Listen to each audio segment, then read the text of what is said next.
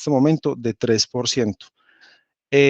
Sin embargo, como pueden ver en la tabla, la infección con mayor R sub 0 o rango de reproducción básica es el virus del sarampión, que tiene una mortalidad baja. En China, entonces, sabiendo de que todo empezó en diciembre, al 31 de enero se habían reportado 11.790 casos confirmados con 213 muertes a nivel global. Rápidamente se empezaron a notificar casos por fuera de China. Entonces, el 12 de marzo se declaró la pandemia por COVID. Definiendo pandemia es cuando ya hay muchos países comprometidos, hay más de un continente refiriendo casos, y adicionalmente que ya los casos no solamente se dan por casos importados, sino que ya hay transmisión en la comunidad. El 80% son infecciones leves y la tasa de mortalidad, como pueden ver, varía de acuerdo a la edad. Una tasa de mortalidad general del 2.3%. Y ya cuando son mayores de 70 años aumenta a un 8%, y mayores de 80 años aumenta hasta un 15% aproximadamente. Este es, digámoslo así, un gráfico interactivo que tiene la Organización Mundial de la Salud, donde muestra, de acuerdo al tamaño de los círculos en el mapa, la cantidad de infecciones que hay reportadas. Como podemos ver, en el hemisferio norte es donde los círculos están mucho más grandes, mientras que en el hemisferio sur los círculos son mucho más pequeños. Hasta el día de ayer habían 81.139 casos confirmados con 1.176 muertes. Como podemos ver en esta tabla, al día de ayer, en Colombia habían 470 casos reportados con 4 muertes. La cifra que más me llamó la atención de la tabla es la de Estados Unidos, reportando 68.334 casos con casi 1.000 muertes. Hablando un poquito de la virología, el coronavirus es un virus ARN monocatenario envuelto en sentido positivo, es un virus zoonótico. Se conoce que este virus está presente, por ejemplo, en animales como los murciélagos, y cuando han pasado a los humanos pueden causar infecciones como desde una gripe, una infección del tracto respiratorio superior, a una falla multiorgánica. Aparte del COVID, hay otros 6 coronavirus conocidos. Como ya lo mencionábamos, estaba el SARS, que fue una pandemia ocurrida en el 2002, el MERS en el 2011, y hay otros, como lo pueden ver aquí, otros coronavirus. Una cosa que me llamó mucho la atención es que cuando se estaba buscando la causa de este síndrome, lo que se hizo fue y que se creyó que era la fuente, el mercado, fueron hasta los mercados húmedos y tomaron 585 muestras. De esas 585 muestras tomadas en el ambiente, 33 tenían COVID. Luego de eso, en pacientes enfermos se tomaron hisopados nasofaringios y se hizo una secuenciación genómica y se realizaron las comparaciones pertinentes. Ahí nos dimos cuenta, entonces, de que el COVID es similar a unos betacoronavirus identificados en murciélagos, los cuales están situados en un grupo de coronavirus similares a SARS. La similitud con el SARS es del 79%, con el MERS es del 50%, pero cuando se comparó con coronavirus presentes en los murciélagos, podemos ver, como en la parte de abajo de la diapositiva, una similitud de hasta el 96.2% de secuencia idéntica. Por eso pensamos de que el animal que generalmente tiene la infección es el murciélago. Hay un animal que es intermediario que hasta el momento desconocemos cuál es, que es el que nos pasó la infección a los humanos. El mecanismo de entrada hasta el momento el que se ha propuesto es que el virus se une al receptor de la enzima convertidora de angiotensina y de esa manera se internaliza. Aproximadamente hace 2 días salió al parecer un bosquejo, un comunicado de la revista de la Asociación Colombiana de Infectología, donde daban como unas recomendaciones para el tratamiento de los pacientes con infección por COVID. Aquí hablan de 3 medicamentos: lopinavir, ritonavir, hidroxicloroquina y cloroquina base.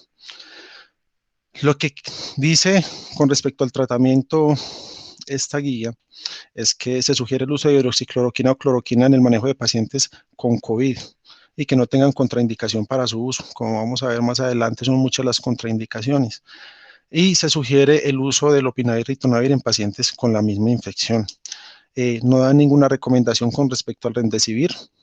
No recomiendan el uso de interferón beta, ya que hablan de que tiene muchísimos efectos adversos, pero como vamos a ver, todos los medicamentos que vamos a mencionar tienen efectos adversos importantes. No recomiendan el uso de tocilizumab y no hay recomendación con respecto al uso de corticosteroides y no se recomienda el uso de inhibidores de neuraminidasa en el tratamiento de COVID. Hablan de que en pacientes que tengan formas leves de la presentación, ya sean asintomáticos o pacientes con simplemente una infección del tracto respiratorio superior, se recomienda un tratamiento sintomático únicamente. En cambio, en pacientes que tengan una neumonía y que tengan factores de riesgo. Ellos hablan de que sean pacientes hipertensos, diabéticos, con cardiopatías, epocosos, que tengan aumento del dímero de la PCR y la lactato deshidrogenasa. Son pacientes que si se requiere hospitalización deberían iniciar terapia combinada con cloroquina, hidroxicloroquina y cloroquina o hidroxicloroquina y lopinavir, ritonavir. Y en pacientes que tengan una forma severa de la enfermedad, se recomienda entonces la misma combinación. Entonces, con respecto a experiencias previas, entonces sabemos de que tuvimos dos pandemias previas, el SARS y el MERS, de ahí se hicieron múltiples estudios donde se identificaron algunos medicamentos con potencial beneficio. Entre ellos está el ritonavir lopinavir, que podría mejorar los desenlaces en MERS y en SARS. Por eso, este medicamento se ha intentado dar en los pacientes con infección por COVID. El remdesivir es un nuevo medicamento antiviral. Realmente, pues, como todos los medicamentos, son un medicamento experimental y no vamos a tener disponibilidad amplia de este medicamento en nuestro medio. Con respecto a la cloroquina, que es un medicamento que conocemos desde hace muchísimos años. Es un medicamento antimalárico que se utiliza para el tratamiento y para la profilaxis. Ya se sabe que Plasmodium falciparum ha desarrollado resistencia a este medicamento. Mm, Tiene un efecto, además del efecto antibacteriano, por decirlo de alguna manera, tiene un efecto inmunomodulador porque disminuye la producción de citoquinas proinflamatorias, entre ellas la interleuquina 6 y el factor de necrosis tumoral.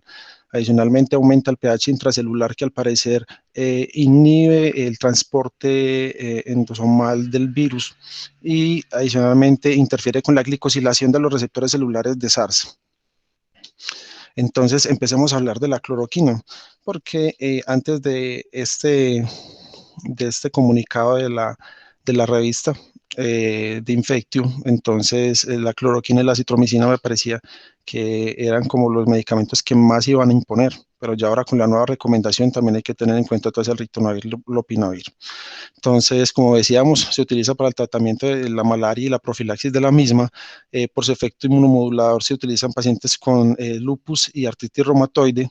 Representa la causa más frecuente y grave de los medicamentos antimaláricos en términos de intoxicación. Es un método frecuente de autolisis en África. Adicionalmente, por ejemplo, las mujeres en Zimbabue creen que este medicamento puede generar abortos, entonces toman con relativa frecuencia el medicamento exponiéndose a sus efectos tóxicos. La mortalidad puede ir desde un 10-12% hasta un 35%. Y se dice que una dosis mayor a 5 gramos es un buen predictor de mortalidad. La dosis tóxica se habla entonces que es más o menos de 30 miligramos por kilo. En pacientes que estén hipotensos o que tengan ampliación, prolongación del QRS, esos pacientes tienen alta probabilidad de requerir internación en unidades de alta dependencia, requerir ventilación mecánica y vasopresores. Con respecto a la farmacocinética, entonces es un medicamento que se absorbe rápidamente en el tracto gastrointestinal. La biodisponibilidad es relativamente alta, de un 78 a un 90%, de acuerdo a la presentación. El peso molecular es de 319 kilodalton, tiene un volumen de distribución enorme. se acumulan en altas concentraciones en tejidos como el riñón, hígado, pulmones y vaso. La unión a proteínas no es tan alta, pero dado su volumen de distribución y esta unión a proteínas, técnicas de depuración extracorpórea no son muy efectivas. El mecanismo de depuración es el 61% en excreción urinaria y tiene un metabolito activo que es la acetilcloroquina. Este metabolito es el responsable de que la vida media terminal del medicamento sea casi de 60 días. Entonces, como ya lo mencionábamos, la diálisis no tiene ningún efecto con respecto a la depuración del medicamento.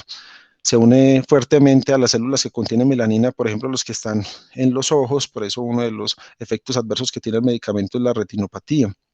Y es un medicamento de margen terapéutico estrecho. Con respecto a la fisiopatología de los efectos tóxicos, entonces este medicamento tiene una acción quinidina-like, es decir, es un agente bloqueador de canales de sodio y de potasio. Esto va a generar que haya alteración en la despolarización y en la repolarización. Va a disminuir el inotropismo y adicionalmente va a generar trastornos de la conducción. Y estos trastornos me van a su vez a aumentar el riesgo de la aparición de arritmias reentrantes. Con respecto al fenómeno quinidina-like, esta es una imagen que me gusta mucho acerca de los cambios electrocardiográficos secundarios al bloqueo de canales de sodio y de potasio. Como podemos ver en esta imagen, entonces tenemos en ABR una R mayor a 3 milímetros, tenemos S profundas en D1 y ABL, un QRS ancho y una prolongación del QT. Esta prolongación del QT se da por el bloqueo de canales de potasio específicamente. Y adicionalmente, cuando hacemos una relación de RS en ABR, la relación es mayor de 0.7. A nivel neurológico, se dice que hay toxicidad directa del medicamento a nivel del sistema nervioso central, puede generar edema cerebral, pero el mecanismo como genera el edema cerebral no está muy bien establecido. Adicionalmente, como hay una falla de bomba por los cambios a nivel cardíaco que hay, puede haber una disminución del flujo sanguíneo cerebral y esto generar los síntomas a nivel del sistema cerebral, sistema nervioso central. Un efecto importante, especialmente en pacientes con intoxicaciones graves, es que hay una hipocalemia. Esto se da porque hay una apertura de unos canales que permiten el ingreso de potasio del espacio extracelular al espacio intracelular.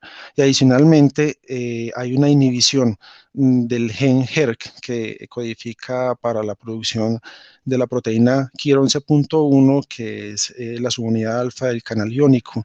Esto favorece que haya un cierre de estos canales y no permita la salida de potasio de dentro de la célula hacia afuera de la célula. O sea que ya tenemos dos mecanismos que me van a aumentar la cantidad de este catión a nivel intracelular. Entonces,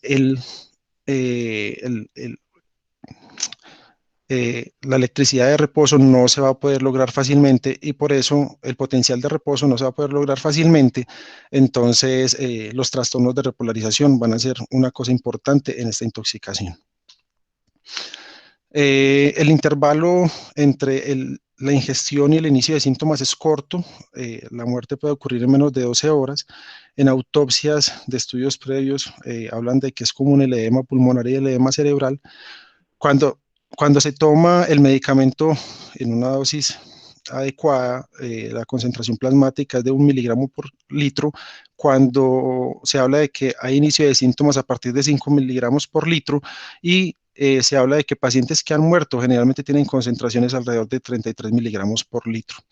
¿Cuáles son los efectos adversos de esta intoxicación por cloroquina? Náuseas, vómito, agitación, somnolencia, hipocalemia, cefalea, trastornos visuales, acuérdense por la afinidad de este medicamento por la melanina. Consume grandes cantidades, pueden llevar a rigidez, coma, convulsión, hipotensión y arritmias. A nivel cardiovascular, el paro cardíaco puede ser la primera manifestación. La hipotensión y el choque cardiogénico se da, pero es por falla de bomba. A nivel electrocardiográfico van a existir muchas manifestaciones. Aquí vamos a tener prolongación del QRS, del QT, presencia de ondas U, trastornos de repolarización por depresión del segmento STT, aplanamiento de las ondas o inversión de las ondas T, retrasos en la conducción intraventricular, bloqueos auriculoventriculares son poco comunes, pero como ya sabemos, una de las cosas a las que más le tenemos miedo, aparte de los bloqueos, es a la taquicardia ventricular y a la taquicardia de puntas torcidas.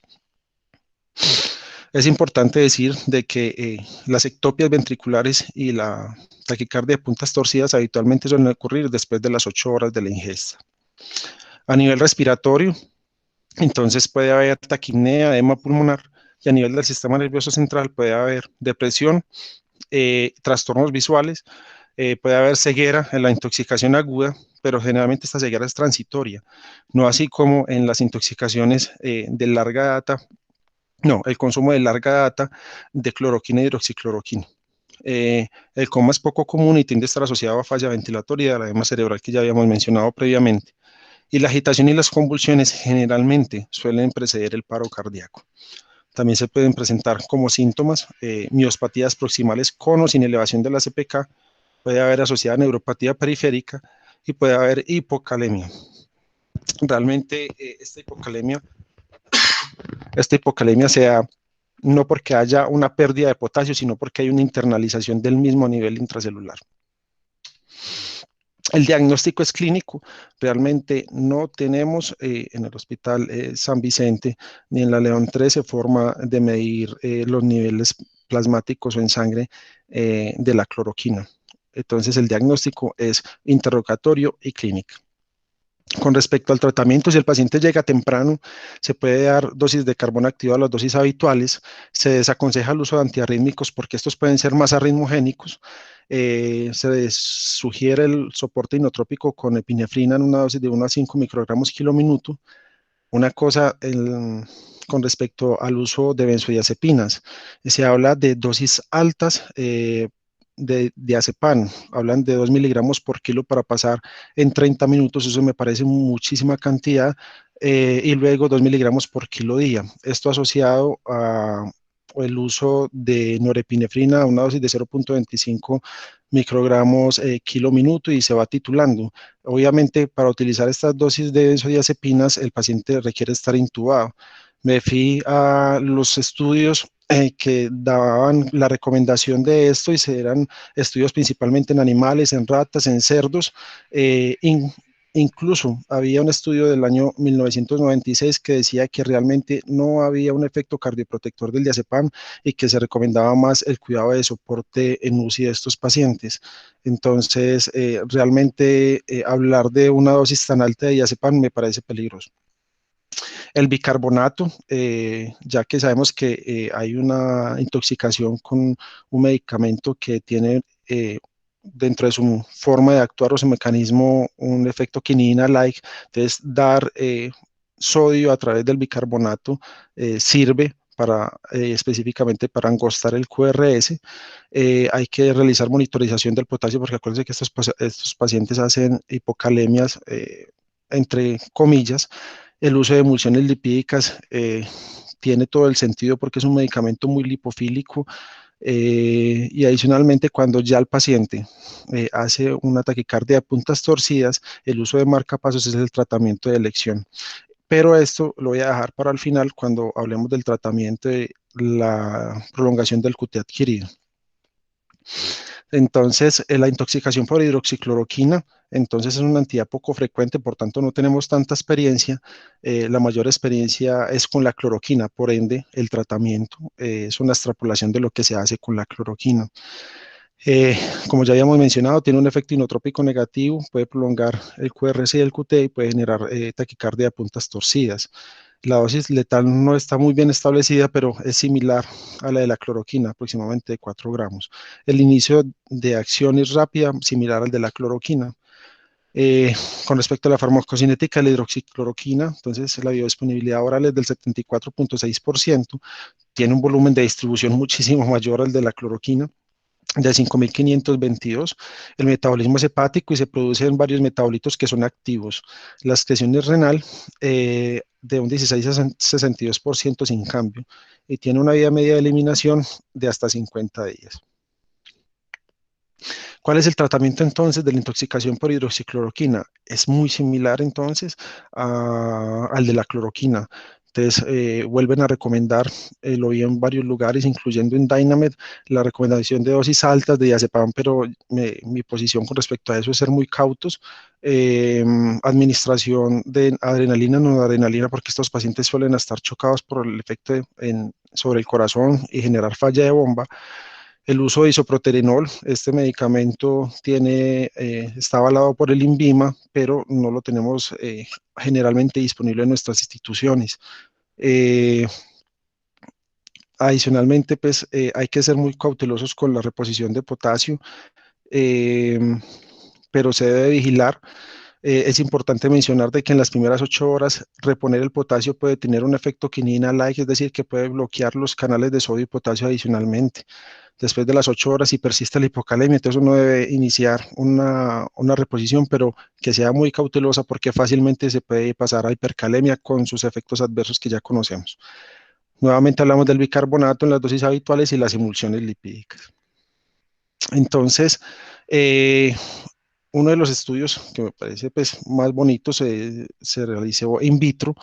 Lo que se hizo fue, bueno, ¿qué conocemos de qué medicamentos podrían tener efecto antiviral contra el virus? Y lo que hicieron fue, cogieron unas células, les pusieron el COVID y luego las pusieron a varios medicamentos. Entre ellos está la ribavirina, penciclovir, nitazoxanida, nafamostat, cloroquina, remdesivir y fapinavir. Y miraron a 48 horas cuál era el efecto, tanto la concentración efectiva 50 como la concentración citotóxica 50. Y por medio de inmunofluorescencia a las 48 horas medían cuánta nucleoproteína viral se veía. Entonces, dentro de todos los medicamentos, podemos ver, miremos aquí arriba, la ribavirina tenía una concentración efectiva 50 de 109, es decir, la capacidad de disminuir la cantidad del virus en un 50%, y se lograba con una concentración cercana a 109.5. Pero cuando miramos los medicamentos de interés, que está el remdesivir y la cloroquina, mira que la concentración efectiva es muchísimo menor. Entonces, la concentración efectiva del remdesivir es de 0.77 y la concentración efectiva 50 de la cloroquina es de 1.3, es decir, con concentraciones mucho menores logramos inhibir o disminuir la cantidad del virus en un 50%. A la imagen a la derecha podemos ver que a las 48 horas en el grupo al que se le administró el remdesivir, realmente no se observaban nucleoproteínas virales. Y en el grupo de la cloroquina, pues realmente se observa solamente muy poco. Con respecto al grupo que no se le aplicó ningún medicamento, que a las 48 horas en la visualización por inmunofluorescencia se puede ver bastante colorido, es decir, mucha nucleoproteína viral. Entonces, como el remdesivir no es un medicamento que vaya a estar ampliamente disponible, entonces pensaron en otro medicamento con un mecanismo de acción similar a la cloroquina y se pensó en la hidroxicloroquina como una opción. Entonces, se sabe que la hidroxicloroquina es mucho menos tóxica que la cloroquina en modelos animales, específicamente hablando de retinopatía, pero los dos medicamentos, hay que anotar, pueden generar en consumo a largo plazo una cardiopatía, hipertrofia biventricular, etcétera.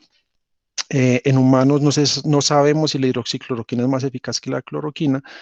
Y en este estudio entonces se evidencia, como ya lo voy a mostrar, que la cloroquina al parecer a nivel in vitro, en diferentes concentraciones de, del virus, a diferentes concentraciones del medicamento. Entonces, vamos a mirar la gráfica. Aquí se puede ver que la concentración citotóxica 50, cuando hablamos de concentración citotóxica, se habla es la cantidad de células que son viables en un momento determinado cuando son expuestas a un medicamento. Entonces, vemos que la concentración citotóxica de los dos medicamentos son similares. Cuando se expuso a diferentes concentraciones virales, cuando hablamos de multiplicidad de la infección, es que, por ejemplo, a este paciente le pusieron un virión por cada 100 células en estudio, 2 viriones, 20 viriones y 80% o 80 viriones por 100 células en los que se cultivó el virus. Entonces, como podemos ver, a concentraciones más bajas, por ejemplo, en esta gráfica, la cloroquina tuvo una concentración efectiva mucho más alta que la cloroquina en la misma dosis. Y con respecto a esta gráfica, entonces sabemos de que el virus, luego de internalizarse, necesita de los endosomas para llegar a la profundidad de la célula y poder replicarse. Entonces, cuando las células no tuvieron tratamiento con ninguno de los dos medicamentos, se vio que había concentración importante del virus, tanto en los endosomas tempranos como en los endosomas tardíos. Pero cuando se expusieron a los medicamentos en cuestión, cloroquina y hidroxicloroquina, se vio que la mayor cantidad de virus se quedaron en los endosomas tempranos y muy pocos realmente en los endosomas tardíos, lo que significa que estos medicamentos interfieren con el transporte intracelular del virus. Adicionalmente, como pueden ver, cuando se trató con los medicamentos, hubo un cambio estructural. Miren que hay un aumento del tamaño en de los endosomas tempranos, al igual que los endosomas tardíos. Y como podemos ver en la gráfica de la hidroxicloroquina, hay un aumento en la cantidad y en el tamaño de los endosomas tardíos. Entonces, como conclusión, aunque uno es derivado del otro, la hidroxicloroquina es un derivado de la cloroquina, al parecer los mecanismos de acción son diferentes y que tienen un efecto similar en términos de inhibición del transporte del virus dentro de la célula. Ahora vamos a hablar acerca de los macrólidos, específicamente de la citromicina, pero es importante mencionar de que estos medicamentos en pacientes que tengan algún tipo de enfermedad renal crónica o pacientes que requieran diálisis están muy susceptibles a sufrir efectos adversos por los medicamentos. Dentro de los grupos de macrólidos tenemos la eritromicina. La eritromicina es un medicamento que es metabolizada por la CYP3A4 y que se excreta principalmente en heces, pero una pequeña cantidad, un 7.5% aproximadamente, se excreta en orina. A mencionar, importante, que aunque la excreción en orina es muy escasa, cuando los pacientes sufren de enfermedad renal crónica, al parecer la hiperuremia genera una inhibición de esta enzima CYP3A4 y aumenta considerablemente las concentraciones del medicamento en sangre, exponiendo al paciente a más efectos tóxicos. La claritromicina es un medicamento que tanto él como su metabolito, que es la 14-hidroxiclaritromicina, se excretan a nivel renal. Entonces, pacientes que tengan algún tipo de enfermedad renal están expuestos a mayores efectos tóxicos y requiere ajuste de dosis. Y la citromicina es un medicamento que se metaboliza a nivel hepático, pero por una vía diferente a la CYP3A4 y muy poco parte del medicamento se excreta por el riñón. Tiene efectos inmunomoduladores y este tipo de medicamentos y su mecanismo de acción habitual a nivel antibacteriano es porque se une a la unidad 50S del ribosoma bacteriano y bloquea el inicio de la síntesis de proteínas.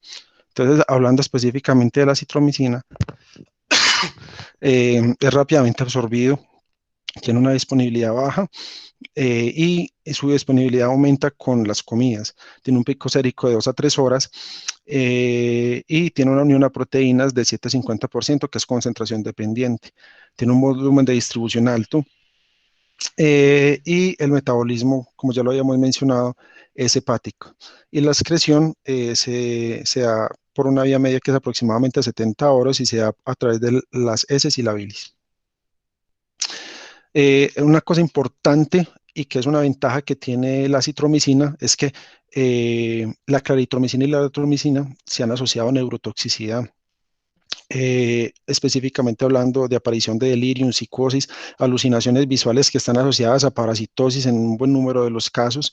También se puede asociar a estatus epiléptico no convulsivo, despersonalización, trastornos del comportamiento, ideación paranoide, insomnio, y los pacientes mejoran luego de la suspensión del medicamento.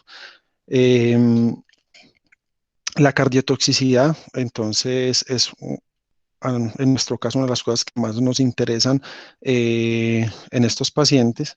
Los tres medicamentos se asocian a prolongación del QT y aumentan el riesgo de mortalidad y de muerte súbita. El riesgo puntualmente es de TB polimórfica de puntas torcidas. Por razones desconocidas, la lesión renal aguda se ha sugerido como un factor de riesgo para taquicardia de puntas torcidas inducida por acitromicina, sabiendo lo que mencionábamos ahorita, no se excreta principalmente por la orina, sino por heces y bilis. El bloqueo, entonces, es un bloqueo de canales de potasio en las membranas de los miocitos. A mí me parece que para identificar una taquicardia de puntas torcidas, cuando veo la imagen es como mirar un acordeón. Entonces, así es como yo la reconozco, pero generalmente uno ve una taquicardia bastante desorganizada, entre comillas, donde las puntas apuntan hacia arriba, luego hacia abajo, aumentan y disminuyen en el tamaño, etcétera.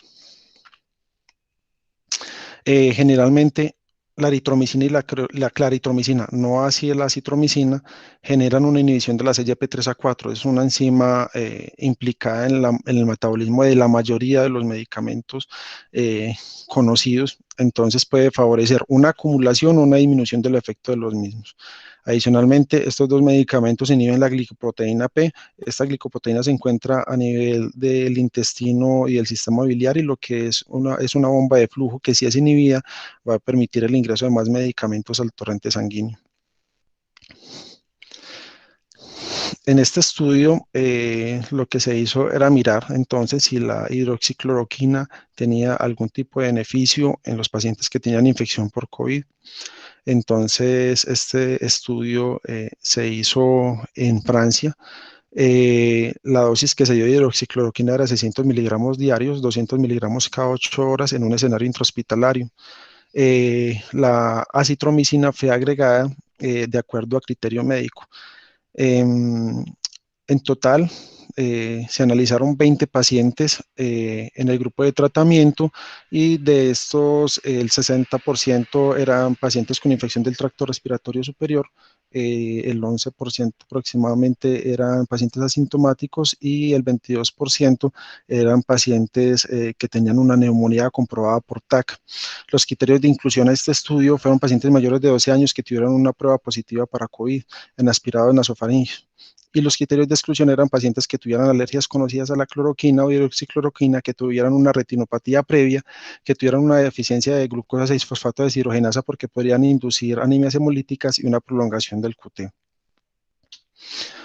Como vemos, ellos dicen que cuando se compara la hidroxicloroquina con respecto a los controles, en el día 6 post-inclusión, el 70% de los pacientes ya habían depurado la cantidad de virus en los hisopados nasofaringeos, versus un 12.5% en el grupo control. Cuando se comparó la cloroquina sola con la hidroxicloroquina más acitromicina, al día 6, el 100% de los pacientes ya tenían una depuración viral en los hisopados nasofaringeos, contra un 57.1% de los pacientes que tenían hidroxicloroquina sola y un 12.5% en el grupo control. Estas son las gráficas donde se evidencia que el uso de hidroxicloroquina disminuye el porcentaje o disminuye la cantidad viral, y que cuando se combina con acitromicina, dicha depuración es mucho más rápida. Se habla de que este estudio tiene importantes dificultades a nivel metodológico, principalmente el N es un grupo de pacientes muy pequeño. El grupo de pacientes con neumonía solamente eran 8 pacientes. Entonces, tomar decisiones a partir de este estudio es bastante complicado. Ahora, entonces, con respecto al ritonavir lopinavir, es un medicamento que inhibe la proteasa viral. Esta proteasa favorece la maduración del virus y que permite posteriormente la replicación viral. Este medicamento está asociado generalmente al lopinavir, asociado al ritonavir, que es un inhibidor de la CYP3A4, para favorecer el aumento en la cantidad plasmática del lopinavir. Tiene un volumen de distribución de 0.92 a 1.86, una unión a proteínas alta. Como ya mencionamos, el metabolismo se da por 3A4, CYP3A4, se da por excreción fecal un 20% sin cambio, y renal 2.2% sin cambio, con una vía media de eliminación de 3.6 a 6 horas. ¿Cuáles son los efectos secundarios comunes? Náusea, vómito, diarrea, cefalea. A nivel cardiovascular puede generar bloqueos prolongación del QT, del PR y taquicardia de puntas torcidas. A nivel dermatológico puede generar eritema multiforme, síndrome de Steven-Johnson y necrólisis epidérmica tóxica. A nivel endocrino puede generar hiperglicemia, hipercolesterolemia, hipertrigliceridemia. A nivel gastrointestinal puede generar pancreatitis y hepatotoxicidad. A nivel hematológico puede generar anemia, trombocitopenia y neutropenia. Y adicionalmente puede generar un síndrome de reconstitución inmune, depresión del sistema nervioso central y depresión respiratoria. ¿Cuál es el manejo de la toxicidad por lopinavir, ritonavir? Realmente es de soporte. Si el paciente no tiene una toxicidad importante, se puede continuar con la terapia con una vigilancia estrecha. Si hay un aumento persistente de las transaminasas, obviamente suspender. Recordar de que la hepatotoxicidad se define cuando hay un aumento en las transaminasas 3 veces superior al límite superior normal, con síntomas o más de 5 veces, sin importar si haya síntomas o no. Eh, si el paciente tiene náuseas y vómito, se debe asociar a antieméticos. Si hay neuropatía periférica, entonces si se retira el medicamento, generalmente mejoran. Y los pacientes que tengan elevaciones del lactato, pero que no tengan una acidosis asociada, pueden continuar con el medicamento, pero obviamente con una vigilancia estrecha. Pero cuando ya la toxicidad es grave, entonces se requiere el retiro del medicamento.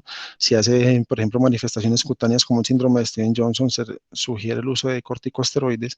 Si el paciente hace neutropenias importantes, entonces se puede utilizar un factor estimulante de colonias de granulocitos. Realmente desconozco si esto está ampliamente disponible en nuestro medio, y si el paciente realiza una insuficiencia hepática, se debe consultar a un centro de trasplante. ¿Cuál es el manejo? Carbón activado si llega rápido. No hay ningún antídoto disponible hasta el momento, y las técnicas de depuración extracorpórea, como la hemodiálisis, entonces no tienen ningún efecto en el manejo de esta intoxicación ni la irrigación intestinal total. Las interacciones, como es metabolizado por la CYP3A4, entonces las interacciones son muchísimas. Ayer intenté a partir de Anamed copiar todas las interacciones que tenía el medicamento y la pegué en Word y salieron 61 páginas de interacciones. Eh, con respecto a lo que nos interesa principalmente, que es la prolongación del QT y aumento del riesgo de taquicardia de puntas torcidas, sin decir que, sin obviar que las otras efectos adversos del medicamento son importantes. Entonces, ¿qué otros medicamentos pueden favorecer la prolongación del QT? Amiodarona, amitriptilina, citromicina, cloroquina, ciprofloxacina, claritromicina, fluconazol, fluoxetina, etcétera. Eh, la Universidad de Liverpool sacó una página que está en línea donde muestra las interacciones medicamentosas más importantes con los medicamentos que se están utilizando para el tratamiento, y ahí incluyen interacciones con analgésicos, con relajantes musculares, y con muchos medicamentos que incluso si los pacientes que van a estar en UCI van a estar polimedicados. Entonces, estas interacciones se tienen que tener muy presentes. Se me había olvidado decir de que, como habíamos mencionado inicialmente, las personas que van a tener mayores complicaciones son los pacientes de mayor edad.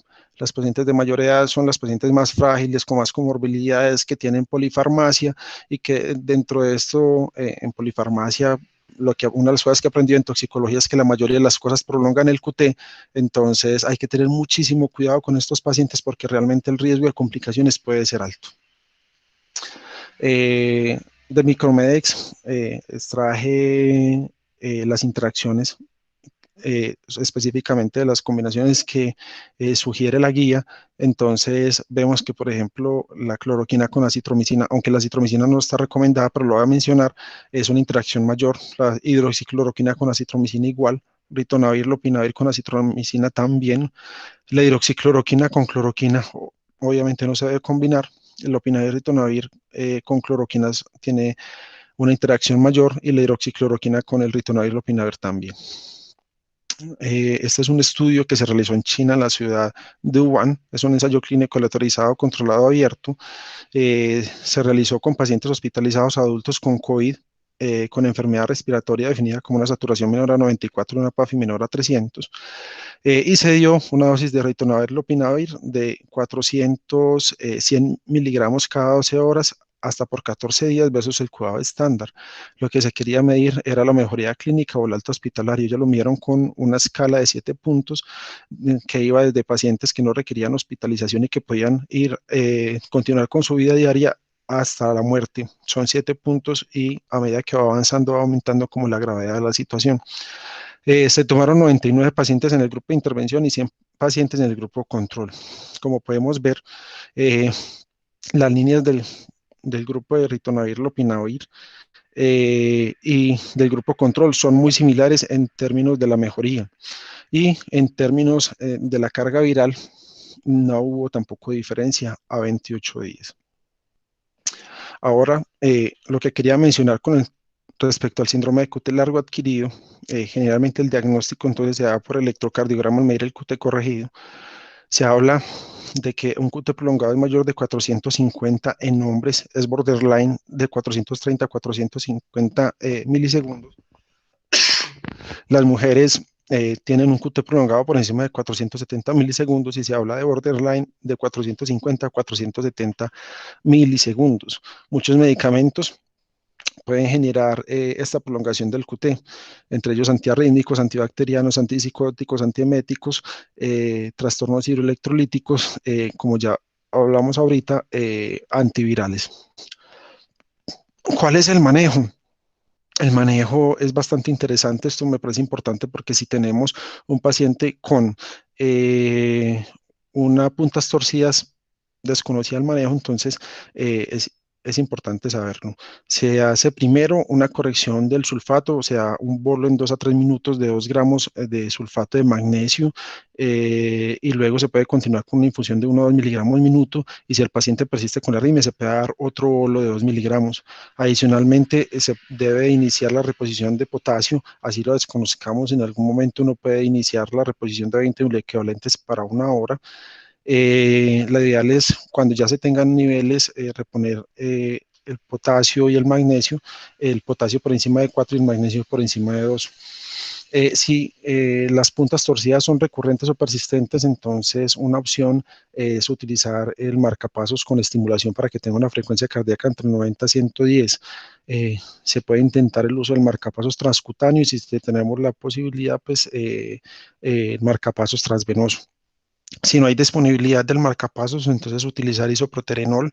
La ampolla de isoproterenol viene de 0.2 miligramos y la dosis en bolos es de 0.02 a 0.06, es decir, que se coge 1 centímetro de este medicamento, se diluye en 10 y se puede dar de 1 a 3 centímetros en bolo.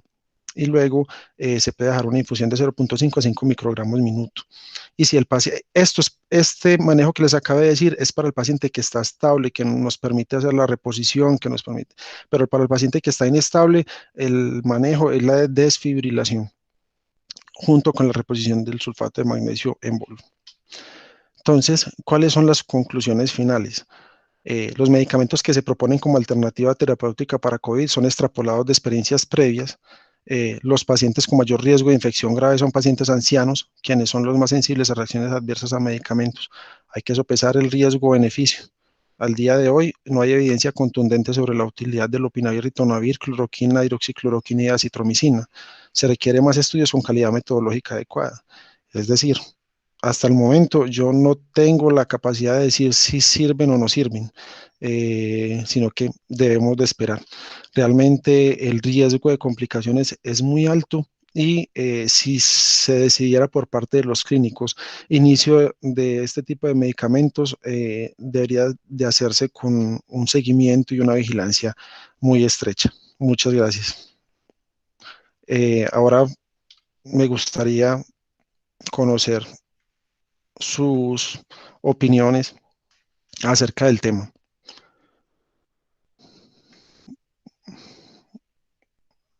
¿Aló?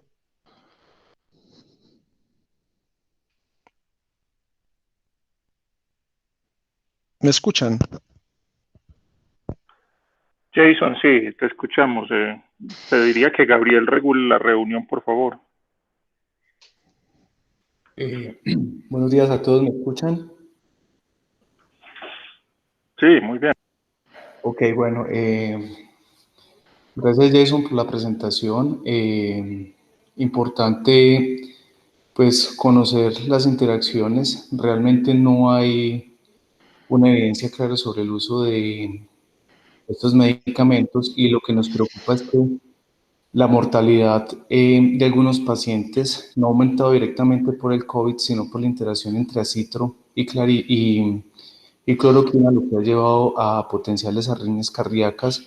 De hecho, uno de los pacientes que murió en Colombia, en Bogotá, fue por estas causas.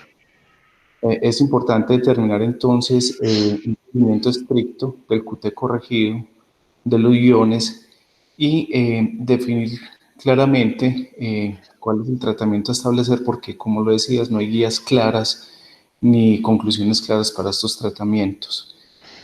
Eh, no sé quién tenga alguna otra pregunta, alguna duda acerca de esto. Por favor, cierro el micrófono para que tomen la palabra. Hola, ¿cómo están? Soy Alejandro Martínez. Tengo una pregunta para vos, Jason. Cuenta. Vos sabes que, vos sabes, en toxicología tenemos manejo de pacientes duales principalmente, lo que tiene que ver todo con farmacodependencia. Te voy a poner un caso como específico que quisiera saber como qué se podría o qué recomendaciones tenés en ese caso. Tenemos el conocimiento de un paciente que llegó con una intoxicación precisamente por antipsicóticos debido a que pensaba que tenía un COVID positivo.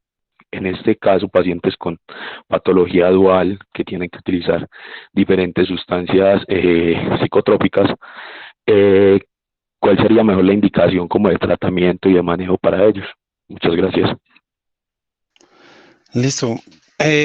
Pues realmente la pregunta específica con antipsicóticos, desconozco el motivo, pero si quieren, yo ahorita a través del profesor Gabriel les puedo mandar la bibliografía donde se muestre si hay algún tipo de interacción de estos medicamentos en pacientes con COVID y antipsicóticos específicamente.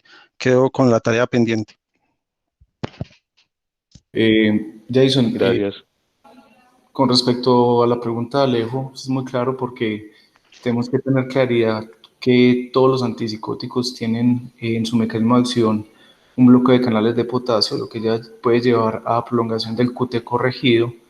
En el momento en que se determine que se va a empezar un tratamiento a citro cloroquina, pues vamos a empeorar ya de por sí la interacción entre acitro y cloroquina más un antipsicótico, una intoxicación. Considero que no se debería empezar un tratamiento hasta que se defina que no hay una prolongación del QT y en el contexto de lo que hemos revisado yo preferiría utilizar solo cloroquina cuando el paciente salga de su intoxicación, pero tienes que tener la claridad con respecto al mecanismo de acción de los antipsicóticos y el bloqueo de canales de potasio.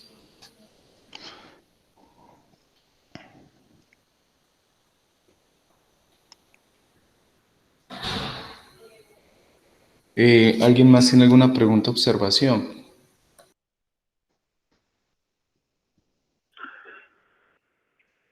Si nadie más tiene, yo tengo varios comentarios. Quiero esperar que alguien más hable primero, por favor. Buenos días, habla Julián Gómez. Yo Profe, ¿cómo?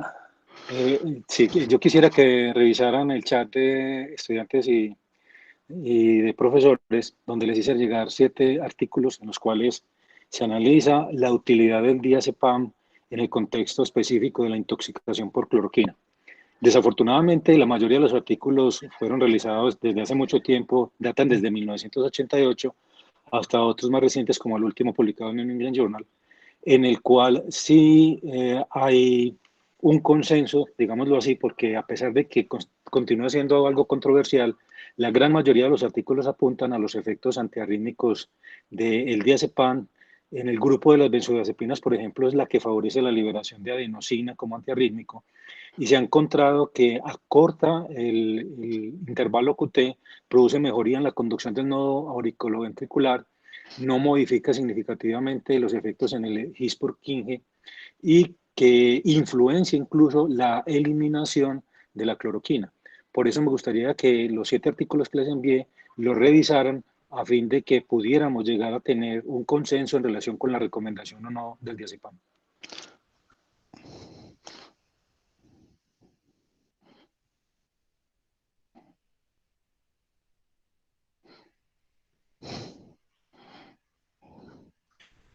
Eh, no sé, doctora Juliana, doctora Lina, doctora María Alejandra, ¿alguna observación antes de que el doctor Zuluaga haga sus observaciones?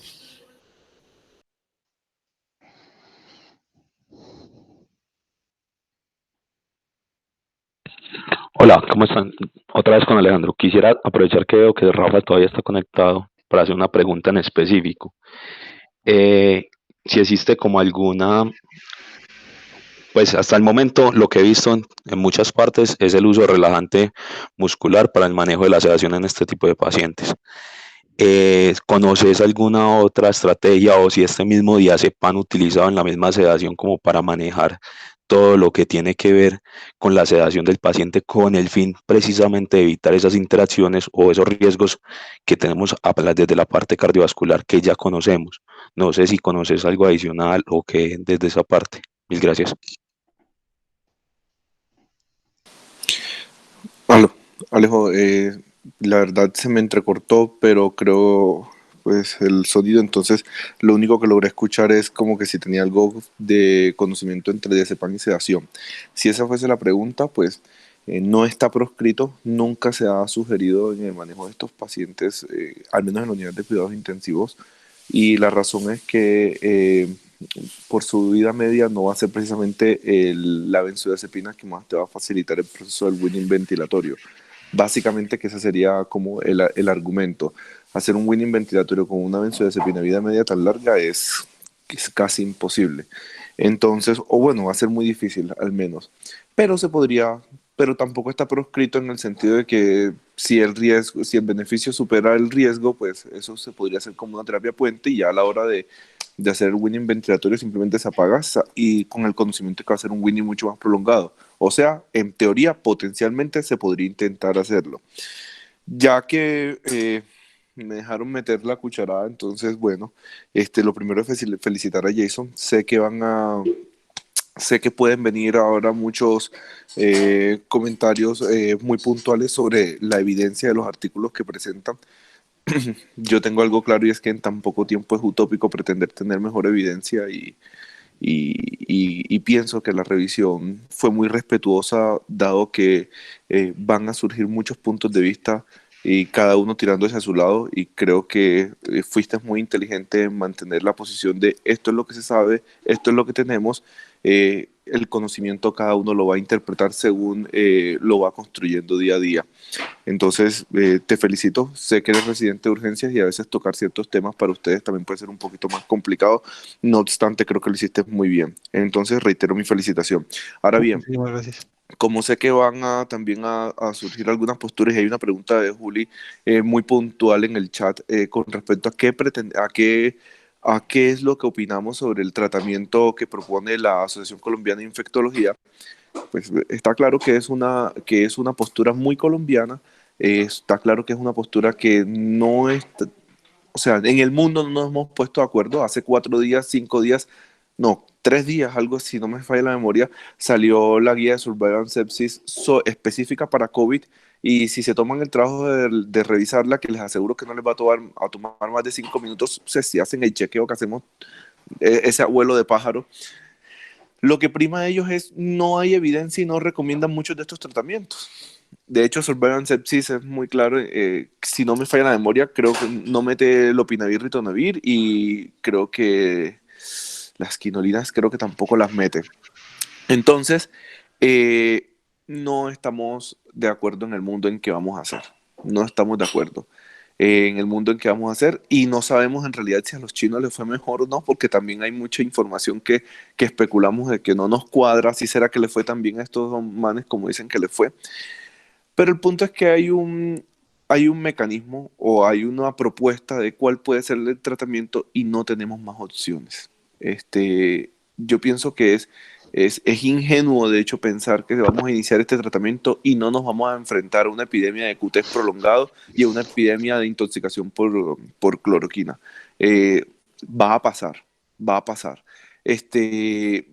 ¿Qué mortalidad será mayor? Pues yo pienso que de pronto ahí la clave es el monitoreo estricto, y pienso que una opción puede ser definir a qué paciente no iniciarle la terapia.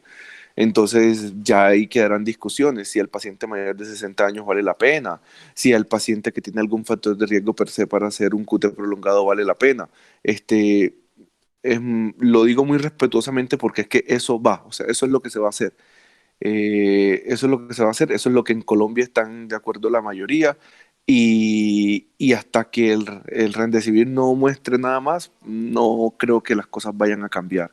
¿Qué pienso? Que es una combinación riesgosa, yo pienso que eso lo tenemos todos claro, pero es lo que va a pasar, eso es lo que se va a dar. Entonces, si de pronto se puede salir de aquí un consenso o una postura, más que si darlo o no darlo, porque se va a dar, vuelvo y lo repito, pero si sale una postura de cómo vamos a monitorizarlo, cuál es el mejor esquema. No sé si han revisado, hay un artículo del 2015, si no me falla la memoria, que está fallando mucho últimamente, en que propone no hacer la vigilancia del QT por QT corregido, sino por nomograma. Es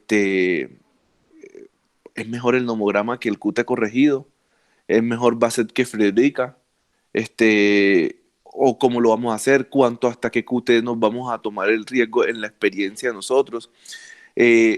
Vean, enfocaste mucho la charla hacia acitromicina en un paciente intubado, dar acitromicina por sonda nasogástrica, gástrica, ojo con eso.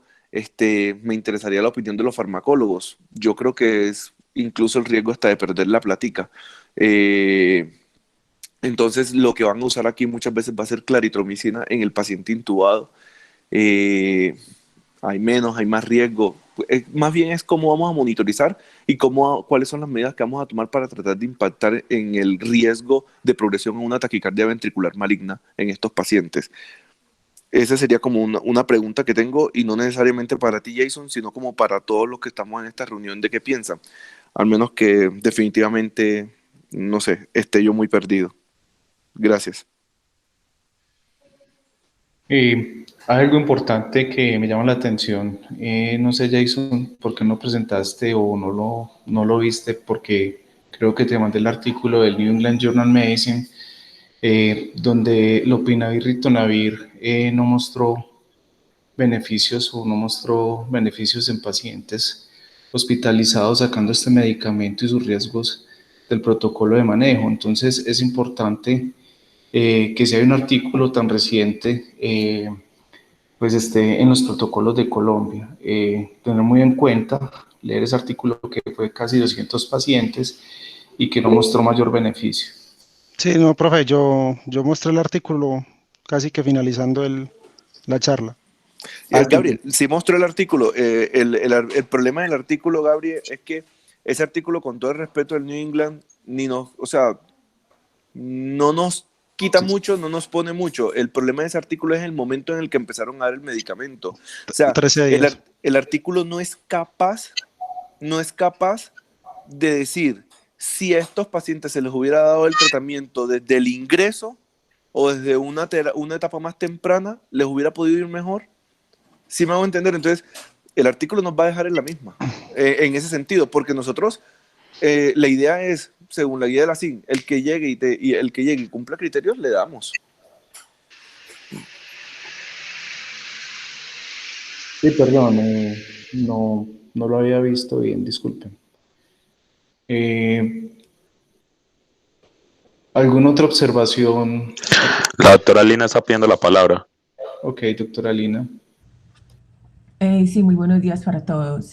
Jason, creo que hiciste una muy buena presentación y mostraste un panorama, pues, como dijo Rafael, lo más completo posible, teniendo en cuenta pues, que esta es una situación en la que posiblemente no haya muchas evidencias ni todavía tengamos muchas dudas y haya muchos interrogantes que resolver todavía.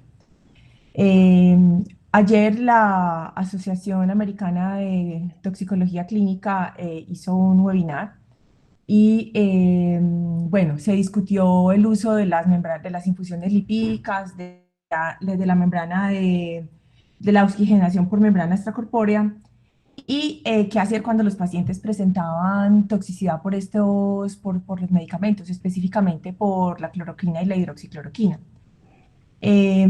Invitaron a un intensivista francés que pues ellos han tenido experiencia, no digamos precisamente, pues no han tenido de pronto mucha experiencia en Francia, pero sí en los países que en algún momento fueron colonias francesas, en África, países con malaria y tenían, pues, tuvieron la oportunidad de tratar pacientes con toxicidad por sobredosis de estos antimaláricos. La experiencia de, pues lo que comentaba este hombre es que pues no recomendaban mucho las infusiones lipídicas. Yo estuve revisando qué evidencia hay de las infusiones lipídicas en toxicidad por esos medicamentos y realmente no hay demasiada experiencia, pues como todo en este tema. Los casos, hay algunos casos reportados y pues hay unos casos o tal vez dos o tres reportes de éxito y hay otros reportes de no éxito. Así que pues en ese aspecto creo que seguimos como no sabemos exactamente si esa es la alternativa. Él recomendaba, como les decía, la membrana de oxigenación extracorpórea. Realmente no tuve pues mayor oportunidad de buscar ese tema en toxicidad por cloroquina. Y lo que recomendaba este hombre cuando los pacientes, porque pues es un médico francés, él se tomó unos minutos para hablar sobre las publicaciones que hicieron los franceses que tú las mencionaste sobre la combinación de hidroxicloroquina con acitromicina y a él lo preocupaba pues bastante las interacciones, pues o los efectos a nivel cardiovascular y recomendaba que si los pacientes empezaban a prolongar el QT, independiente pues teniendo en cuenta que pues que la evidencia todavía es muy poco sólida, si los pacientes empezaban a presentar toxicidad por la hidroxicloroquina, se suspendiera, toxicidad cardiovascular considerada como un QT mayor a 500, se suspendiera el tratamiento con la hidroxicloroquina y la citromicina. Eso era todo lo que tenía para decir. Muchas gracias.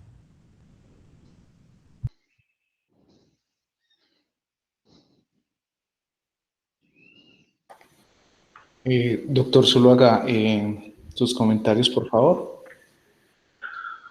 Sí, Jason, buenos días. Mira, tengo que hacer primero una recopilación desde el principio. Empezaste un poco más temeroso, diría yo. Eso puede ser un poco normal, pero al principio diste unas afirmaciones que no corresponden. MERS no fue una pandemia, estuvo en algunos países, pero nunca fue declarada como tal. Por favor, diferencia lo que es una pandemia de un brote epidémico. Hablaste de 81,000 casos confirmados cuando mostraste la diapositiva de los datos. Normalmente el Johns Hopkins fue la institución que en el mundo consolidó la información, que emplean la mayoría de aplicaciones que usan R en el fondo, lo que llaman Shiny Apps, y que muestran esos datos en tiempo real como el que señalaste. Creo que te referías al continente americano para una fecha específica. Cuando se presenten datos de esta naturaleza en brotes, como cambian en tiempo real, siempre es importante afirmar de qué fecha o en qué momento lo tomaste, decirlo, porque obviamente día a día la cifra se incrementa. Y creo que te referiste a América Latina porque afortunadamente la figura al lado tenía ni siquiera América Latina, el continente americano en términos generales.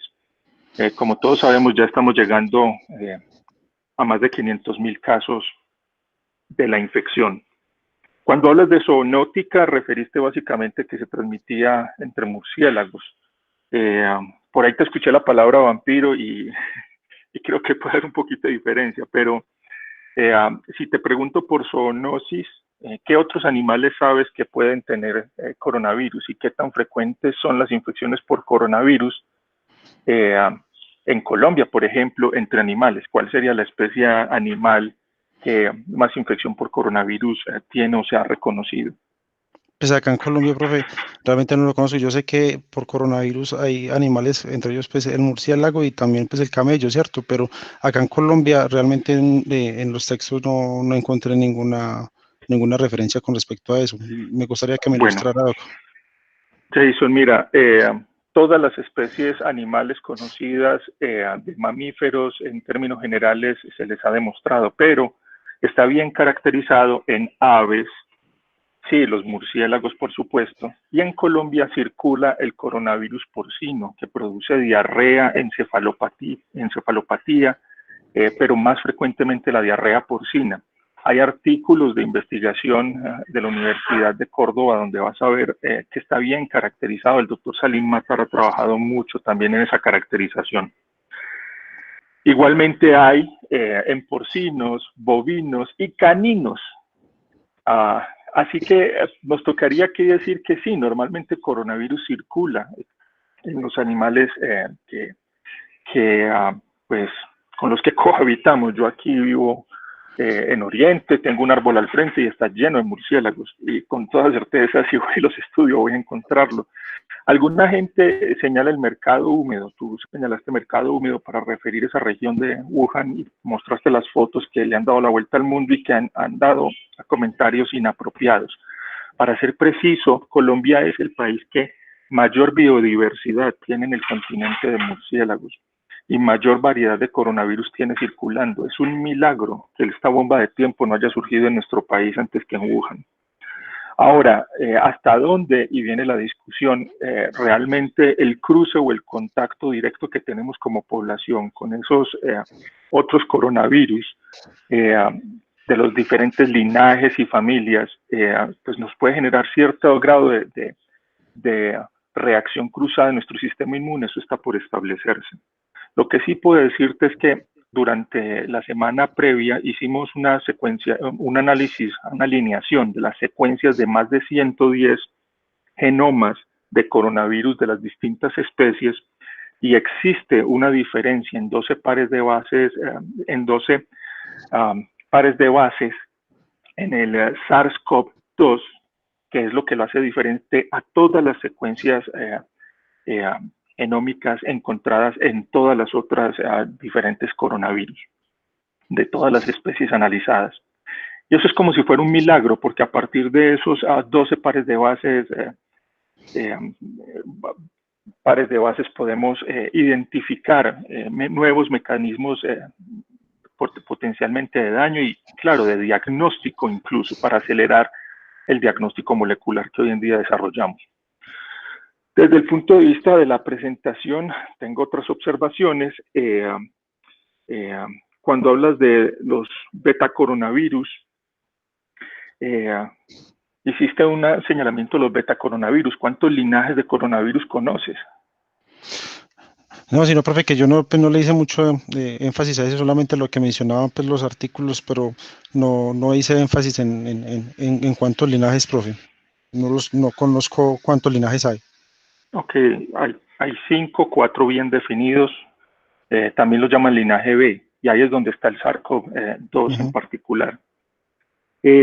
Ahora me voy a meter un poco más ya dentro de lo que fue la carne de la presentación, y quiero señalarte algo. Mira, muchas veces los mecanismos obviamente tóxicos pueden ser exageraciones o excesos de los mecanismos que explican la acción farmacológica de un medicamento.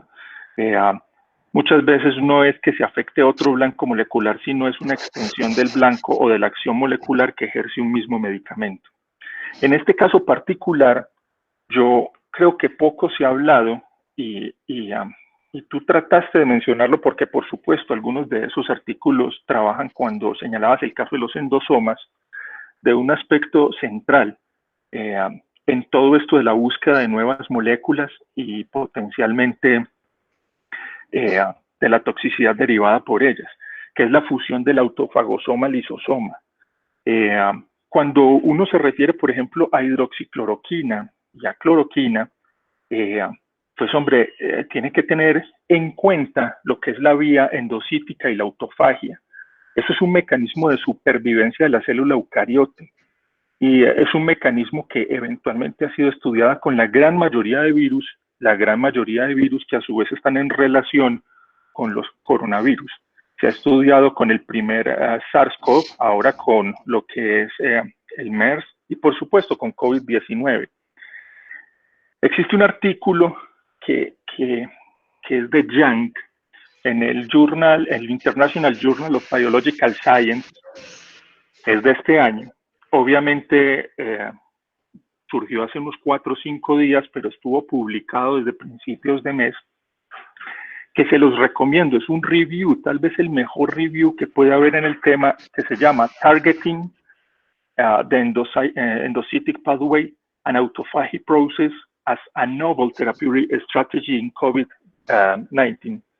Yo les recomiendo ese artículo porque les resume el contexto final de todas las estrategias, tanto terapéuticas como las consecuencias negativas que puede haber con los distintos medicamentos. Hemos señalado que existen receptores, y lo dijiste, como el AC2, para eventualmente que se adhiera el virus a ciertas células, especialmente neumocitos tipo 2, cuando se da la infección o cuando se adquiere la infección. Pero poco hemos pensado que realmente eso es parte de este ciclo endocítico y finalmente la generación de autofagia en la que el cuerpo busca defenderse en exceso. Si tú analizaras cuál es realmente la acción de la hidroxicloroquina o de la cloroquina, lo que estarías diciendo es que es una acción en la que se altera o inhibe la formación del endosoma tardío antes que se dé la autofagia por la generación incluso de los autolisosomas. Obviamente eso es una alteración que lo que en el fondo hago es alterar el pH que tiene el endosoma. Y el punto interesante de esto es que deberían explorarse alternativas más tempranas. Entonces, por ejemplo, si un paciente no está consumiendo losartán, el losartán inhibe eventualmente la adhesión al AC2. Sí, los pacientes entonces que tempranamente adquieren la infección, pues podrían tener como una estrategia terapéutica la utilización de este medicamento. Sí, sin ninguna duda. Pero si ya empezó a presentar algunos de los primeros síntomas, lo que quiere decir que la vía endocítica se activó, pues el punto de fondo sería utilización de clorpromacina. La clorpromacina ha sido uno de los medicamentos más explorados en los mismos estudios de los cuales se derivó la interpretación del uso de cloroquina, de hidroxicloroquina, es decir, en cultivos celulares, tanto con células Vero como con células HEX, que evita la primera fase de la endocitosis dependiente de caveolina y eventualmente de clatrina. Y ustedes se van a dar cuenta que incluso otros productos como teicoplanina que hacen exactamente lo mismo, y es evitar la formación del lisosoma tardío como lo hace la hidroxicloroquina. Aquí se escogió tal vez con el que más experiencia había temprana por el momento, pero en la medida que se vea la toxicidad de los productos que ustedes bien nombraron y bien señalaste, se van a empezar a explorar todas esas otras alternativas de forma secuencial, porque sí, lo cierto es que nadie tiene evidencia suficiente, sino la traslación de los resultados que hemos hecho básicamente en modelos animales o en cultivos celulares para tomar decisiones. Yo les puedo enviar el artículo ahorita al chat para que lo tengan, porque, insisto, es tal vez el artículo que más luces puede dar al respecto. Fundamentalmente, entonces, si hablamos de la toxicidad cardíaca de estos productos, nos toca señalar entonces que existe en ese proceso de autofagosoma-lisosoma unos canales de potasio que los llaman BK, que son dependientes también de calcio, en los que eventualmente hay una corriente de potasio que tiene que incrementarse para que se dé la formación finalmente del fagosoma. En ese contexto, es parte de una exageración del efecto. Normalmente hemos pensado que no hay una explicación clara al mecanismo de daño, pero en el fondo cloroquina y hidroxicloroquina, al tener esa alteración, modifican este tipo de canales de potasio y generan unas alteraciones en la corriente, finalmente en los canales de membrana, que favorece todas las complicaciones tóxicas que hemos señalado. Otro punto tiene que ver con la cinética. Tú presentaste eventualmente cuáles pueden ser las concentraciones y diferencias en las concentraciones. efectivas para la citotoxicidad y para la inhibición del crecimiento viral, y mostraste una separación entre los dos productos. De eso existen, por lo menos que yo recuerde, unos 8 o 10 artículos, la mayoría de ellos trabajados por un mismo autor o grupo de autores. Casi todos son de Liu, que es el autor que más ha trabajado en este proceso. Hay otros que es Wang, uno de los autores que más se ha desarrollado, yo diría, en los últimos meses.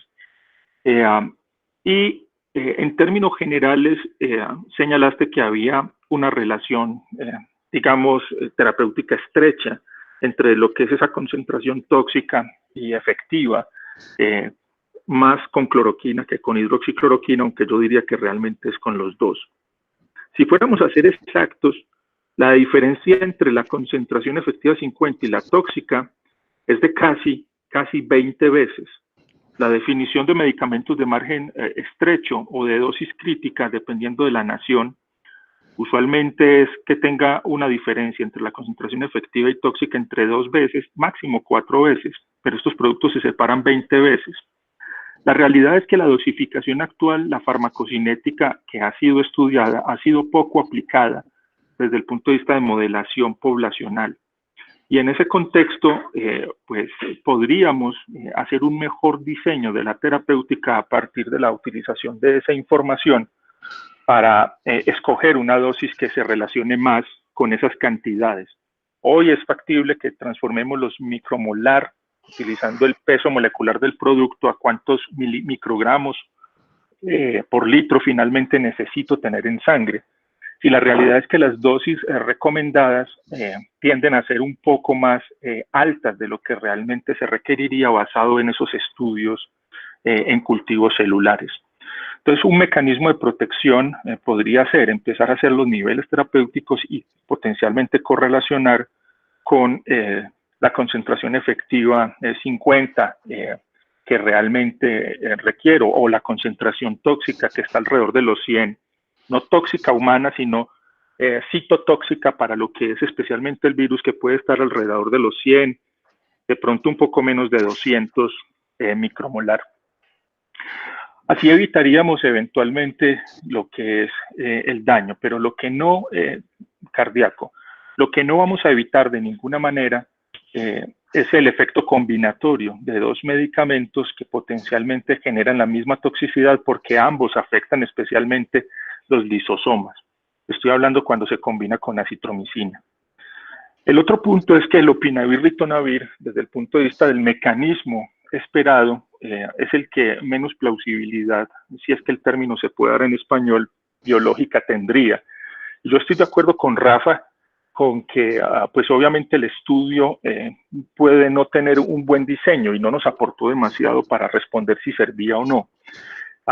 Pero sería un mecanismo aún no explorado, el que nos tocaría discutir para realmente definir por qué esta combinación. La realidad es que existen mejores alternativas antes del ingreso del virus, cuando está ingresando, como la clorpromacina o teicoplanina, y finalmente en la formación tardía, cuando ya tiene síntomas generalmente y está extendiéndose lo que es la formación de los endosomas tardíos en todas las células, como por ejemplo cloroquina o hidroxicloroquina, que serían mejor explorarlos antes que ponernos con esas otras estrategias. Otra forma de buscar esto es el diseño in silico y la búsqueda in silico de potenciales nuevos blancos terapéuticos. Eso es asunto de un proyecto también de investigación, al igual que el estudio clínico que vamos a presentar hoy a Colciencias. Son 2 proyectos diferentes para buscar nuevas opciones dentro de los medicamentos existentes. Bien, te quería aportar simplemente ese panorama adicional. Insisto, les envío ahorita el chat de residentes y que por favor ellos te compartan, los de toxicología, el artículo que les voy a enviar, porque creo que es el punto por donde podemos entrar a una discusión más global del tema. Gracias. Muchísimas gracias. Doctor Zuluaga, muchas gracias. 2 cosas para terminar en aras del tiempo. Una pregunta que hace el doctor Urier y la hago general, y es: ¿qué racionalidad tiene utilizar acitromicina en este tipo de neumonía que se conoce que es una neumonía viral que afecta a 4 cuadrantes con riesgo de las interacciones? Y la segunda pregunta, que es más para los farmacólogos y lo toca el doctor Zuluaga, es en el contexto del mecanismo de acción del COVID, que se ha determinado que genera un síndrome autoinflamatorio, no autoinmune, sino autoinflamatorio, casi que funciona como un síndrome autofagocítico, que está más dirigido a interleuquina 1, interleuquina 6, si los medicamentos biológicos que van dirigidos contra esas dos interleuquinas tendrían una plausibilidad o un manejo más adelante en este tipo de infección. Terminamos con esas preguntas. Mil gracias. Bueno, con respecto a la citromicina, en el estudio que mencionábamos de la combinación de hidroxicloroquina y citromicina, pues la citromicina se dio era para prevenir la sobreinfección bacteriana, pero revisé unos artículos que mencionaban cuál era el efecto inmunomodulador de la citromicina y encontré específicamente que había disminución de la quimiotaxis de neutrófilos y de macrófagos. Adicionalmente había disminución de la expresión de moléculas de adhesión como la MAC1, la ICAM1 y las beta-2 integrinas, y adicionalmente disminución de la producción de la interleuquina 1, la interleuquina 1 beta o interleuquina 1,6, interleuquina 8, etcétera.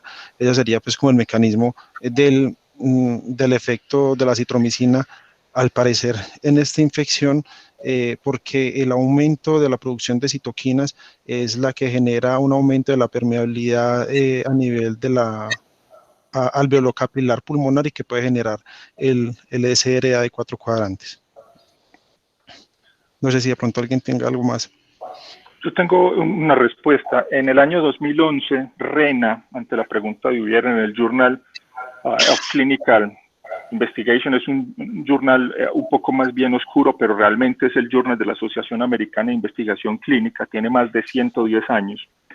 Publicó cómo la acitromicina bloquea la autofagia, y esto es lo que predispone a la fibrosis quística en pacientes susceptibles o que tienen infección por micobacterias. Volvemos al punto. La discusión ahora debe concentrarse, y este es el punto donde está, en lo que es la generación de los endolisosomas, la autofagia, y eventualmente cuáles son los medicamentos que ahí pueden actuar. Nos toca hablar de los receptores de rapamicina, en fin, que es otra de las potenciales acciones. Desde el punto de vista clínico, uno puede decir y suponer cuáles son las acciones, pero realmente la explicación a por qué escoger medicamentos como acitromicina o cloroclina, hidroxicloroquina, obedece precisamente a esa información de los últimos 15 años, después de que se dio la primera crisis por coronavirus, en la que más hemos avanzado desde el punto de vista de estudio de la acción de los virus y cómo eventualmente el cuerpo humano responde ante ellos. Entonces, la explicación al uso de la citromicina es el bloqueo de la autofagia. Es otro de los medicamentos que causa esa acción. Y eso, insisto, es un efecto sumatorio que obviamente pues, va a tener consecuencias igualmente desde el punto de vista de los canales, de los BK, así es como se conoce, channels. Y eventualmente explicará también parte de sus mecanismos tóxicos cardíacos. La segunda pregunta, no me acuerdo cuál era. Que me había desconectado con relación a la actividad antiviral de la citromicina.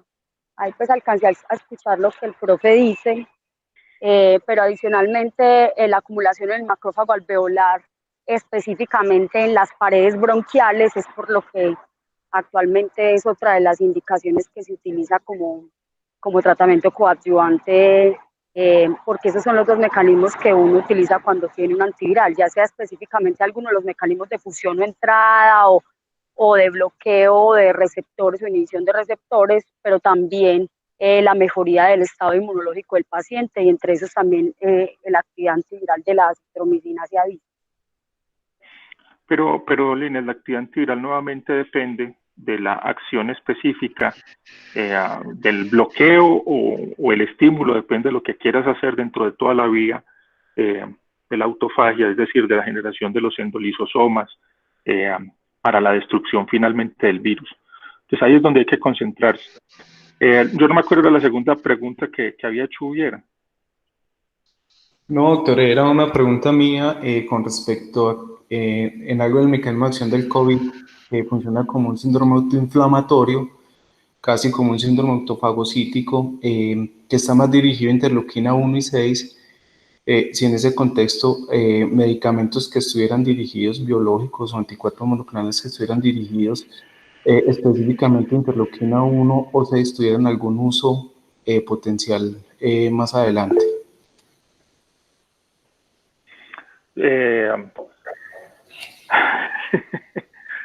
Miren, dentro de los productos biológicos hay dos cosas que estamos explorando en este momento con los profesores, otros profesores de la universidad, y es al haber identificado en el virus 12 pares de bases exclusivos del COVID-19, más allá de lo que algunos están diciendo, que es que hay dos tipos diferentes, el de Milán y el de Wuhan, realmente contiene exactamente esa misma secuencia. Tú puedes explorar el diseño de anticuerpos monoclonales o potencialmente de vacunas dirigidas fundamentalmente contra esa secuencia. Pero en relación con el disparo de la respuesta inmunológica, hasta este momento, los productos biológicos no han sido plenamente explorados, más allá de lo que algunos de ustedes han visto, y es la sugerencia del uso de glucocorticoides, obviamente como una de las opciones terapéuticas en pacientes en unidad de cuidado intensivo, y ahí Rafa probablemente le ha tocado leer esos artículos donde sugieren que solamente en ese tipo de casos que requieran finalmente ventilador se les ponga, porque parece tener una mejor respuesta en sobrevida. No son productos biológicos, por supuesto, pero son los únicos que se han aproximado a esa área, no han sido plenamente explorados. Algunos, en este momento estamos en una discusión, algunas personas que nos gusta el tema en el mundo, sobre lo que puede ser la acción de las heparinas de bajo peso molecular, y especialmente la acción que pueden tener a nivel de la respuesta endotelial, porque aquí hay que dar una explicación inicial.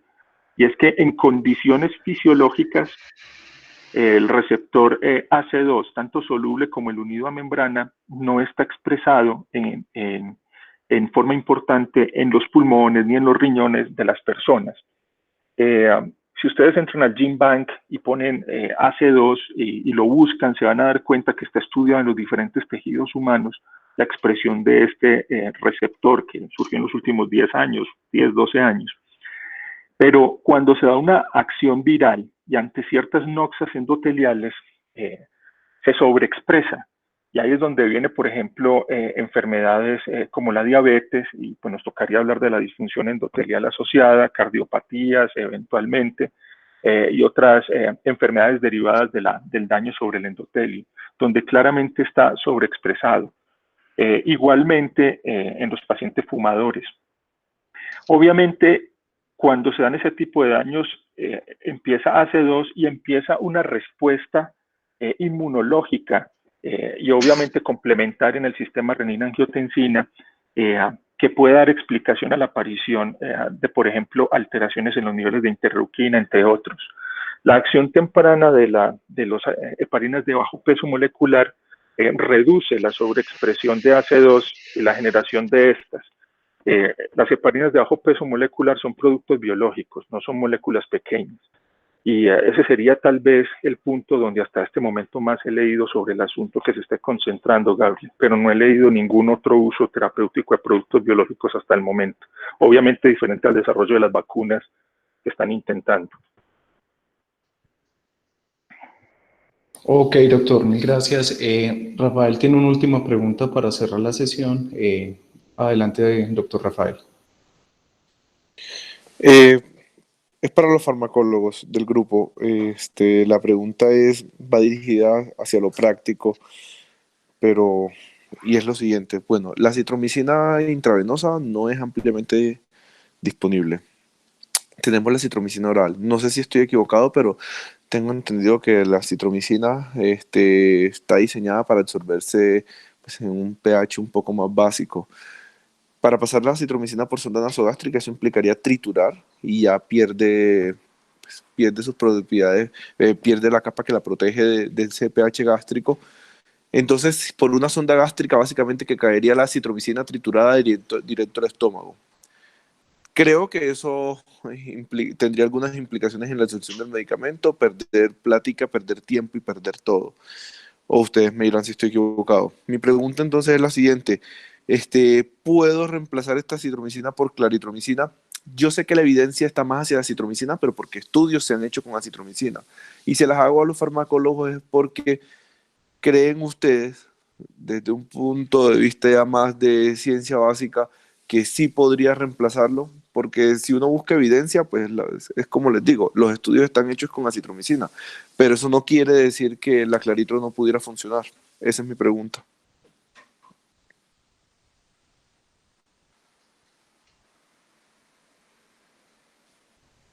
Bueno, específicamente, Rafa, lo que yo he revisado el tema, la acitromicina tiene esta actividad antiviral particular, este volumen de distribución supremamente amplio y se concentra particularmente en el pulmón.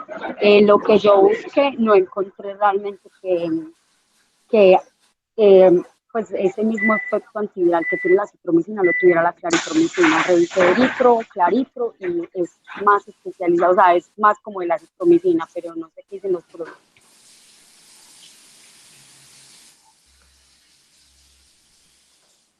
A mí me gustaría... ¿No me escuchan? Sí, doctor Rubiar, lo escuchamos.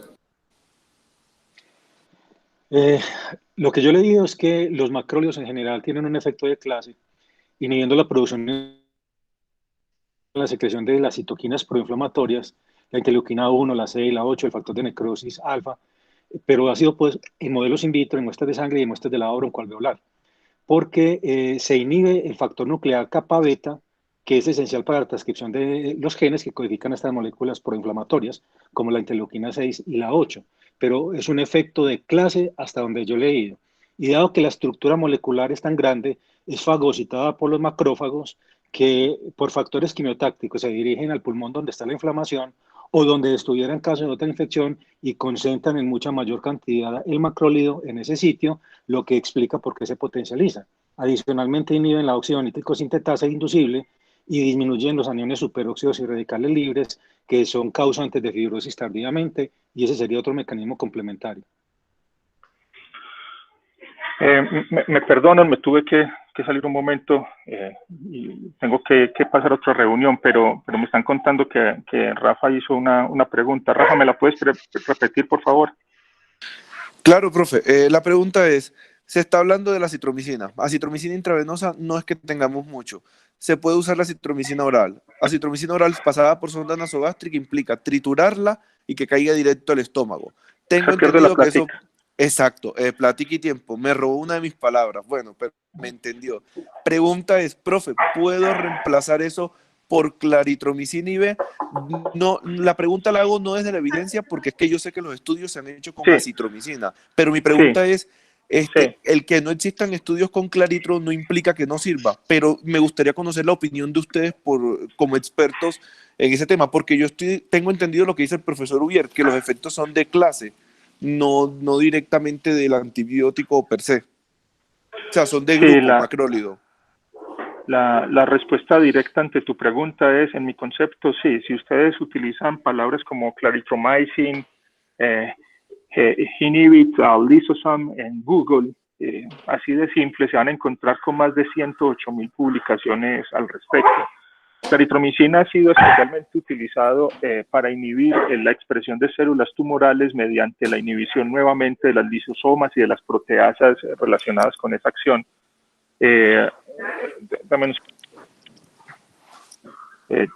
Entonces, y básicamente con medicamentos como bortezomib, entre otros, para inducir citotoxicidad. Y básicamente alterando exactamente las mismas vías que altera desde el punto de vista de la autofagia lisosomal, de la vía de la autofagia lisosomal, la acitromicina. Así que si tú lo buscas, te vas a encontrar incluso con que ha sido estudiada para el ébola, y que hay bien otra cantidad de medicamentos que se han empleado como mefloquina, posaconazol, toremifeno, en fin.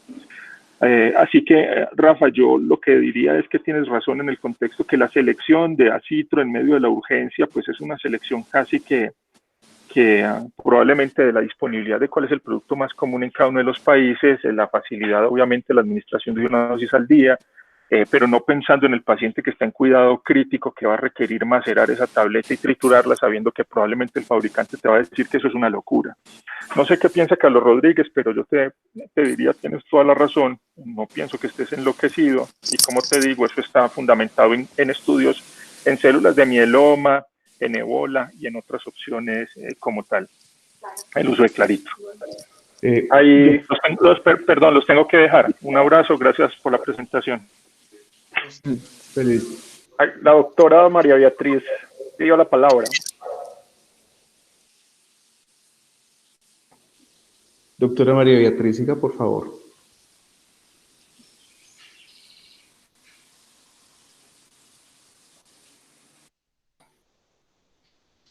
Doctora María Beatriz, está en el chat, siga, por favor.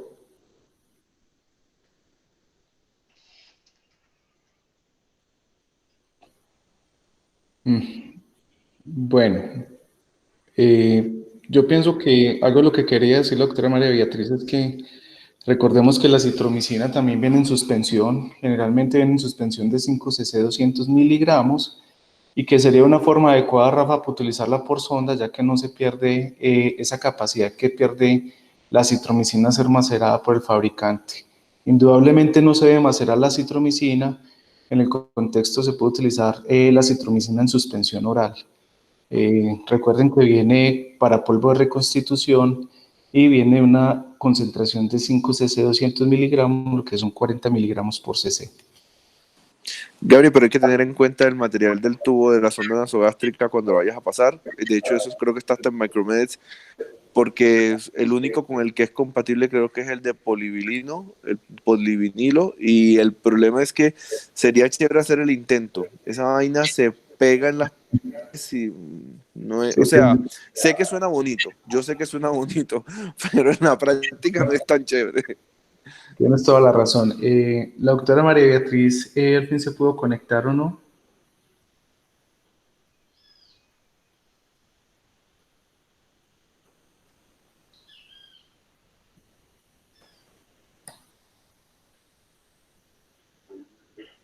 Bueno, ahí, Gabriel, con una última cosita sobre la diferencia entre claritro y acitro, aunque podría ser un efecto de clase, yo creo que no se puede extrapolar porque la concentración intracelular de acitromicina es hasta 10 veces mayor que la de claritromicina.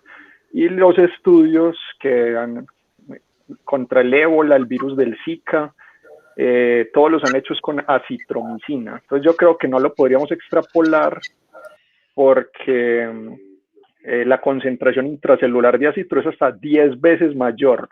Entonces, creo que es algo más, a menos hasta que no tengamos estudios con claritro, no podríamos hacer pues como esa extrapolación.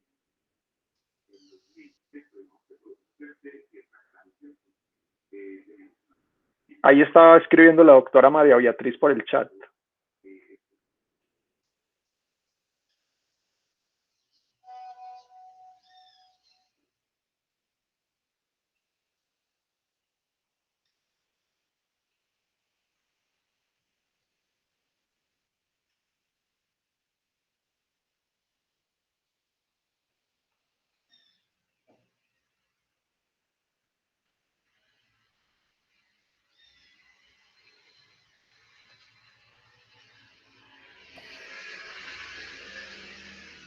bueno, la doctora María Beatriz dice que la citromicina en monodosis es suficientemente líquido y no ocluye y es dosis del adulto. Es una opción, pero con respecto a que si llegue al sitio de acción y se distribuya por esa vía, pues creo que no hay estudios y mucho menos pues reportes de esta situación.